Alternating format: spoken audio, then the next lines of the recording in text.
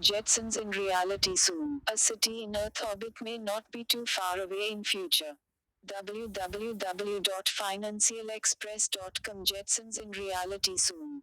A city in Earth orbit may not be too far away in future. Today, 4:40 a.m. French Polynesia is expected to get the first floating city in a few years from now. Reuters, many would remember the 1960s cartoon series, Jetsons, with a later syndication in the late 1980s, featuring the eponymous family in a futuristic utopia called the Orbit City. The Jetsons lived in sky-powered apartments, a building that stood far above the surface of terra firma, supported by what looked like stilts. Such atmospheric dwelling may soon come to be in real life. Over 260,000 people have applied to live in Asgardia, a new city that is to come up some 400 kilometers from the Earth's surface. The plan is to send satellites along with space platforms that can interconnect to form a space city.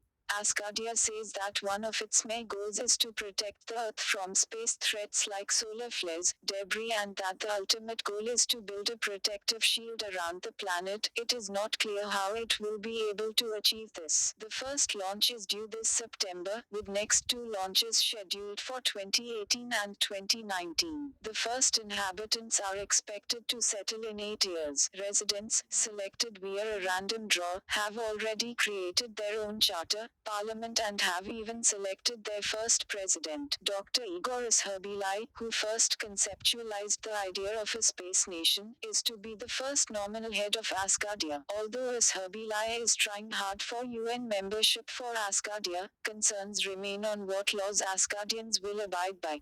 You may also like to watch. Creating new nations or cities is not a new phenomenon, and Asgardia may not even be the only space city in the near future. French Polynesia is expected to get the first floating city in a few years from now. Seasteading, an NGO, has been working to establish autonomous, mobile communities on seaborne platforms operating in international waters. But can these new nations decide their own destiny? The idea behind most new cities and autonomous regions is providing a new start for a better society so that they don't repeat the mistakes that other nations have made. Read, post, comments, visit website. If IIMS cannot offer online course, something is really wrong with Indian education system. www.financialexpress.com If IIMS cannot offer online course, something is really wrong with Indian education system. Today, 4:34 a.m. It is especially ironic that UGC should be looking at putting curbs on distance learning just when MOOC are becoming increasingly popular for a variety of reasons, including the fact that, if continuing education has to be the norm, this cannot be provided by existing colleges and universities. Source, i.e., just when it appeared the government was readying to reduce its chokehold on education by giving both colleges and universities more freedom in setting academic and other standards as long as they met certain quality standards, the University Grants Commission (UGC) has come out with new regulations that suggest it is in no mood to let go. The UGC's new rules on distance education, for instance, stipulate that only recognized universities or deemed to be universities would be allowed to offer such courses. So, an ISB or an IIM, for instance, will not be able to offer distance learning programs under the new regulations.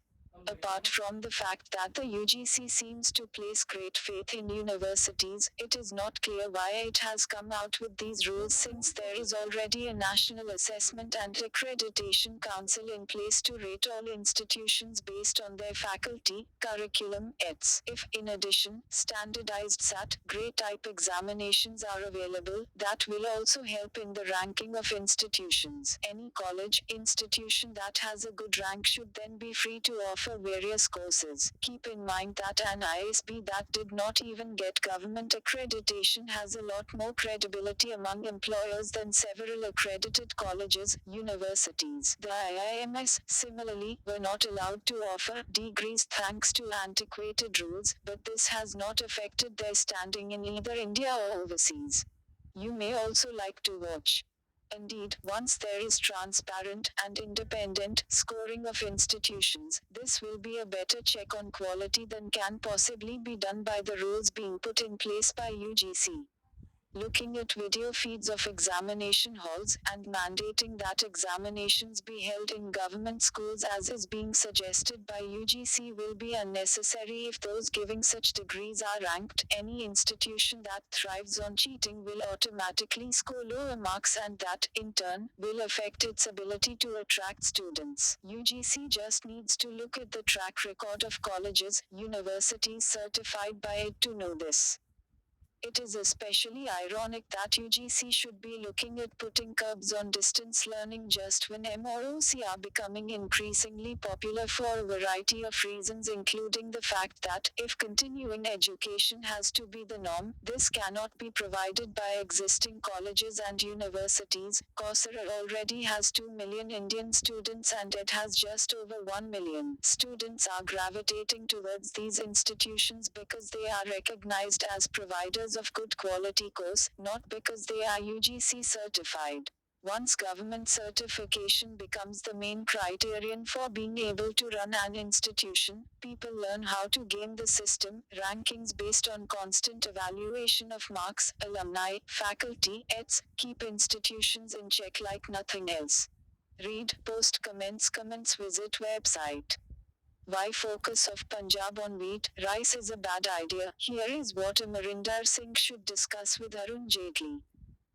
www.financialexpress.com. Why focus of Punjab on wheat, rice is a bad idea. Here is what Amarinder Singh should discuss with Arun Jaitley today, 4:29 a.m. Continued focus on wheat and rice a bad idea since they offer limited value addition.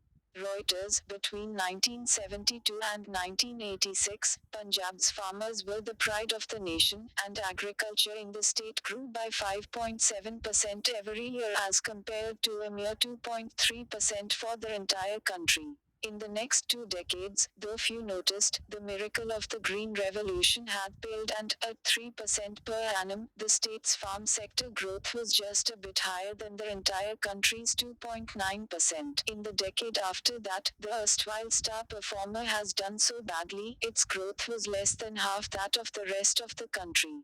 While states like Madhya Pradesh grew by 9.7% between FY06 and FY15 and Jharkhand by 8.6%, Punjab grew by a mere 1.6%, the All India number was 3.5%. Among the larger states, only Kerala fared worse than Punjab. In such a situation, the usual prescription is to increase irrigation capacity or the roads network, but Punjab beats the rest of the country by a wide margin on most of these parameters. Almost 99% of the state's land area is irrigated, at 3.77 hectares. Its average land holding is more than 3 times the All India number and, at 2,128 kilometers per thousand square kilometers, its road density is much higher than 1,317 for all India. Punjab's crisis, in fact, lies in its early success and the fact that this was dependent upon high procurement by the government. One big farmer risk was taken care of, and as the water table fell due to growing crops not suited to Punjab, the government took care of this by supplying electricity free to farmers. The problem, however, is that over a period of time, the rise in MSPS has been tempered, limiting the gains to farmers. But, the farmer who was used to a generous level of subsidy is now unwilling or unable to move to other crops where the risks are higher. Close to 85% of Punjab's area is devoted to two crop that sees a minor increase in MSPS each year. You may also like to watch.